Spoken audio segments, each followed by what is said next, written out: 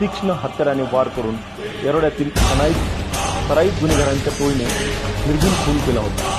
या गंभीर गुन्ह्यातील फरार आरोपी आकाश कंचिले, आकाश सपकाळ, ओमकार सोनवणे, चेतन भालेराव, कुणाल जाधव, अभिषेक खोंड, अक्षय सोनवणे, आकाश मिरे, अर्जुन भोसके, रजवीर सावत्रा, निलेश कुंड, गणेश अडसूळ, लक्ष्मण गगरमल, विक्रेश सियाप्पा, प्रज्वल कदम अशा 15 आरोपींसह 6 विधी संघर्षग्रस्त बालकांविरुद्ध गुन्हा दाखल करण्यात आला आहे। येरवड्यातील सराईत गुन्हेगारांच्या टोळीजातून हे गुन्हे घडत असल्याचे त्यामुळे निदर्शनास आले आहे। लॉकडाऊन काळात येरवड्याच्या कंटेनमेंट झोनमध्ये झालेल्या निर्घृण खुनांच्या गंभीर गुन्ह्यामुळे एकच खळबळ उडाली होती। पोलीस आयुक्तांनी या गंभीर गुन्ह्यातील आरोपींना तात्काळ ताब्यात घेण्याचे आदेश दिले होते।